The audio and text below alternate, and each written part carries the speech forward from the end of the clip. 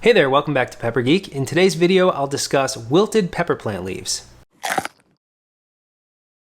So wilted leaves on pepper plants is another one of those pretty common issues that you're likely going to see as you grow pepper plants, and it's usually not a very big deal. So in today's video, I'll discuss some of the possible causes of wilted pepper plant leaves, starting with the most common reasons and ending with some that are less common but definitely do happen. If you'd prefer to read about this, we do have an article over on peppergeek.com with some example pictures of wilted leaves and the root causes, so check that out in the link down in the description. And before I get started, please check us out on Instagram and follow us. We're really starting to ramp up with pictures of our current grow and all of the cool pepper varieties that we're growing this season. So don't miss it. Go follow us on Instagram at PepperGeek. Okay, so back to wilted pepper plants. As you can see, I have one beside me here. This is our Sugar Rush striped pepper, one of the varieties I'm most excited to grow this season, and it's extremely wilted right now, and that's because it needs water. 9 times out of 10, the reason that your pepper plants are going to show wilted leaves is a need for water, and it's essentially a distress signal to you that you need to immediately water your pepper plants. They are running critically low on water, so give the plants a drink, and after about an hour or so, you should see the leaves perk right up. And this is what they look like. They'll droop down, and they're sort of limp to the touch, and they're softer than normal. They'll sort of fall over your fingers, but a drink of water solves that relatively fast and you'll see the leaves perk right back up. It's not ideal to let your plants get to this stage before you water. You really want to water before this happens because, like I said, it is a distress signal. It's the plant really conserving what remaining water it has. So try to gauge how long it took for your plants to get to this stage and water a little earlier next time to avoid the wilted leaves because it is stressful to the plants. And here's a cool time lapse of our bonsai pepper plant coming back from wilted leaves after being watered. That's over the course of about 1 hour, and as you can see, the leaves just perk right up. So moving on to the second most common cause of wilted leaves, that would be sun shock. When you're moving your plants outside into direct sunlight, you'll definitely see some wilted leaves as the plants adjust to full sun. If you've put your plants out for the first time into direct sun and you see wilted leaves, I recommend moving them into the shade and allowing them to perk back up. They should do so relatively quickly. Again, it's really just a matter of getting them out of the sunlight and gradually increasing direct sun exposure over the course of a few weeks. If you let them go too long, of course, you might end up with some sun scald or sunburn on your pepper leaves.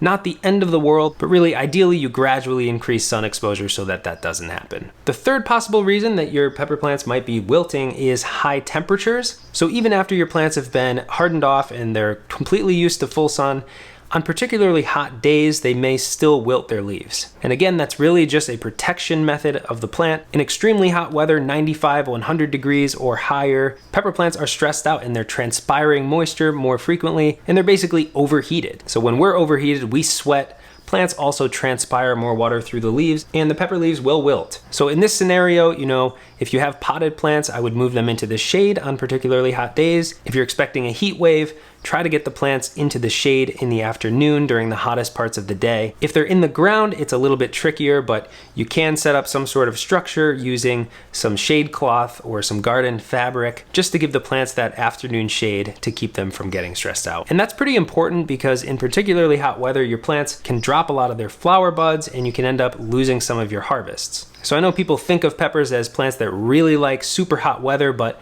they have their limits, and about 100 degrees is where we really start to see our plants stressing out. One other possible cause is watering with extremely cold water.